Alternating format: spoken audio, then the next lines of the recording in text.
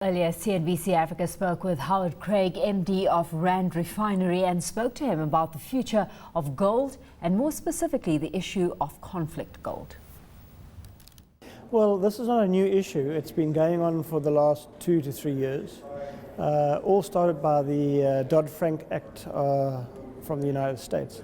And what's happened is that industry took the initiative to be proactive. So the World Gold Council started off, and Rand Refinery was a member of the steering committee that helped set up the conflict-free standard.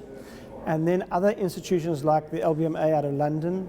So we as a referee refiner sat on the referees committee and helped develop the LBMA guideline for responsible gold.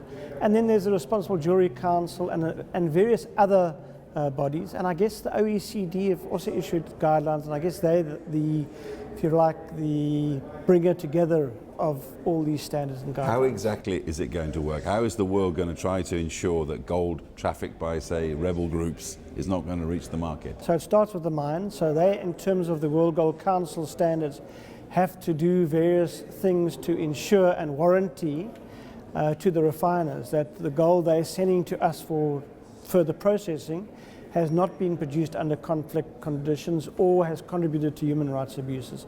The refiners then have to set up various protocols and standards to which they process the gold, and also to make sure that their depositing customers do have that warranty. So for example, we would follow a very rigorous know your customer process where we would do world checks on the company itself, the directors, etc., etc. But surely this is going to be more work and more costs for people like yourself at a time when we're still coming out of recession. No, it is work, but I think it's the right thing to do. I think from a moral and ethical perspective, it is the right thing to do.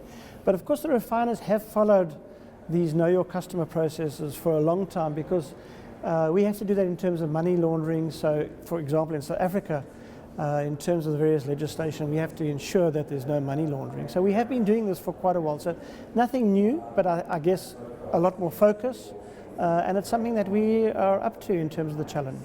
Now, talking about gold in Africa, for some years now, you at the Rand Refinery in Johannesburg have been running short of enough gold to keep working from South Africa, the biggest miner in Africa, and you're having to look further afield to the rest of the continent. What is the situation here in 2013? Well, I think the first thing to realize is that South African gold production continues to decline for a whole host of reasons, which I won't go into now.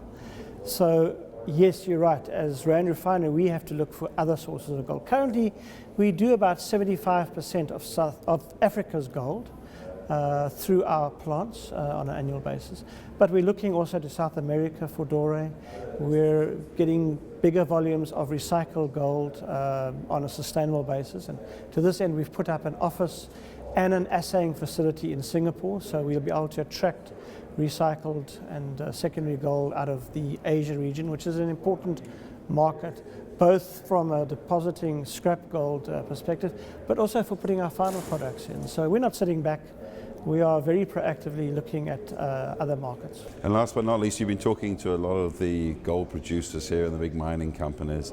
What's the feeling? I mean, it's been a battering couple of years for gold producers. What's the feeling you get about the sort of shape the industry's in right now? Well, I think what I'm getting is, first of all, there's a lot of debate on where the gold price is going, because that will obviously set the tone going forward. Where do you think it's going? I'm a bull myself, so I believe it still has to go up in terms of the fact that the world's economic situation, while starting to improve, there's, I think, still a very real risk of inflation. And I think that will set the scene for an increased gold price. So there's a lot of debate about the gold price.